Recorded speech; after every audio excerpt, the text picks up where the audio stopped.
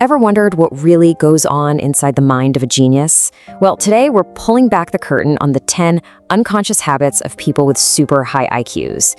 And I'm not talking about test scores or anything like that. This is about the subtle, almost invisible patterns that show you how a truly brilliant mind actually works. So let me just ask you straight up. Are you smarter than you think? By the end of this, the answer might actually surprise you. Let's make this a little more fun. Think of this as a kind of self-discovery quiz.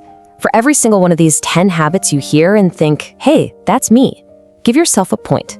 Just keep a little score in your head, and we'll see where you land at the end. First up, let's talk about the internal landscape. Our first 3 habits are all about how these highly intelligent people manage their own thoughts and, their inner world. Okay, habit number 1, and we're starting with the tough one, radical self-awareness. And this goes way, way beyond just admitting you made a small mistake. We're talking about a deep, fundamental commitment to seeing yourself exactly as you are, no filters. Now, this brutal honesty isn't about beating yourself up, not at all. It's actually a super practical tool. I mean, think about it. How can you fix something if you don't even admit it's broken?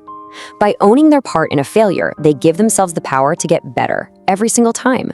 Habit number 2, this one might feel a little counterintuitive in our noisy world. They actually seek out silence. While a lot of us get uncomfortable with quiet and rush to fill it with music or podcasts, these folks, they crave it. And that's because for them, silence isn't empty, it's a workspace.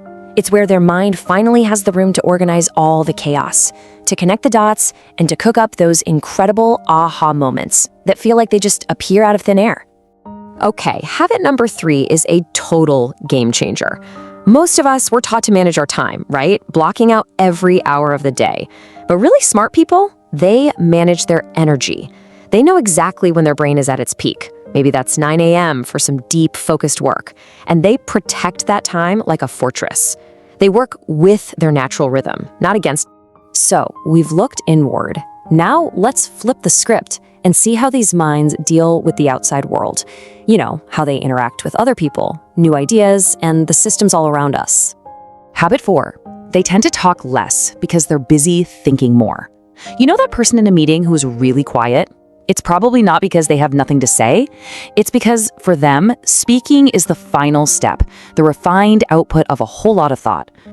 Yeah, their quietness is actually a really active process. It's like they're running a constant internal editor, filtering, structuring, and rephrasing their thoughts. So when they finally do speak, bam, the words just land with so much more impact. All right, habit number 5. They are natural-born problem solvers. They honestly can't help it. When they see a process that's broken or a system that's inefficient, their brain just automatically kicks into gear, trying to figure out a better way. It's not about being arrogant, it's just that for them, fixing things is like a fun puzzle for their brain. Now, habit number 6 is where things get really interesting, because it's the exact opposite of what you'd probably expect. You might think a genius would use all of these big, complicated words, but often they do the opposite. They master the art of sounding normal, because they get that real intelligence is about making complex things simple. And this is where that raw intellect meets emotional intelligence. See, their goal isn't to show off how smart they are. The real goal is to communicate an idea so clearly that you get it, that you feel smart. And honestly, that's a much, much higher level of intelligence. Okay, for our final section, we are going right to the core. We're going to look at the unique mental frameworks and the actual operating system that sets these minds apart from the rest. Habit number 7. This one is practically baked into their DNA. They question everything. It's all driven by this deep, unstoppable curiosity. They just don't take information at face value. There's always a little why running in the back of their mind, pushing them to dig deeper. And you have to understand, the reason they're always questioning things isn't to win a debate or to be difficult. It's a tool they use to build a deeper, more solid understanding for themselves. It's that constant probing that lets them spot the huge flaws in a system that everyone else just takes for granted. Habit number 8 is a flat-out obsession with patterns. The source material actually calls them pattern hunters, which I love. They are constantly scanning for connections in numbers, in conversations, in behavior, literally everywhere. And this obsession leads to something really powerful. Being able to spot those connections that nobody else sees is what allows them to predict outcomes with this almost spooky accuracy. It's not magic, it's not a superpower, it's just a highly developed sensitivity to the way things are connected. Habit number 9, they overthink, but it's strategic. It's not that anxious, repetitive loop that most of us get stuck in. No, they think in layers, like a chess grandmaster. They're mapping out all the possible outcomes, fixing problems before they even happen, and then boiling it all down to the single best move. And our final habit, number 10, is all about how they read. For them, reading isn't about getting to the last page. It's a hunt. They're hunting for useful mental models and new ways of thinking.